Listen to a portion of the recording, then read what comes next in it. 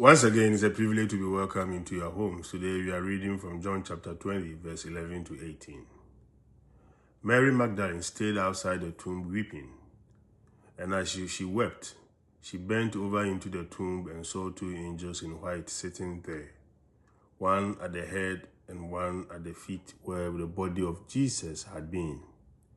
And they said to her, "Woman, why are you weeping?" She said to them, "They have taken my Lord, and I don't know where they laid him." When she had said this, she turned around and saw Jesus there, but did not know it was Jesus. Jesus said to her, "Woman, why are you weeping?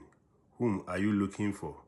She thought it was the gardener and said to him, "Sir, if you carried him away, tell me where you laid him, and I'll take him." Jesus said to her, "Mary." She turned and said to him in Hebrew, "Rabboni," which means teacher. Jesus said to her, "Stop holding on to me, for I have not yet ascended to the Father, but go to my brothers and tell them, I'm going to my Father and your Father, to my God and your God." Mary went and announced to the disciples, "I have seen the Lord," and then reported what he had told her.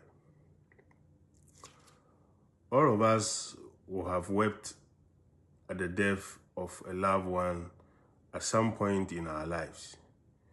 When people who are close to us die, it affects us deeply.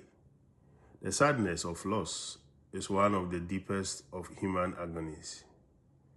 Mary Magdalene is to be found weeping outside the tomb of Jesus.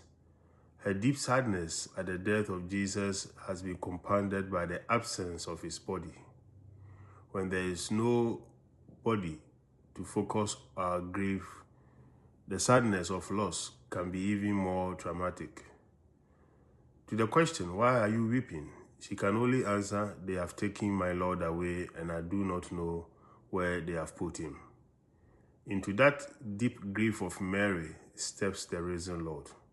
Initially, Mary's grief blinds her to his presence. She mistakes him for the gardener. When we are grieving the loss of a loved one, we don't always recognize the Lord's presence to us initially. Our grief can overwhelm us and isolate us. It was when the risen Lord spoke Mary's name that she recognized him. The Lord speaks our name too when we find ourselves in a dark valley of grief or in some other form of darkness. We need to be attentive to the Lord speaking our name. He relates to each of us in a very personal way, especially in our darkest moments. He comes to us as he came to Mary to bring light to our darkness and to proclaim the triumph of life over death. From being paralyzed by grief, Mary became the messenger of Easter joy to the other disciples, the apostle to the disciples.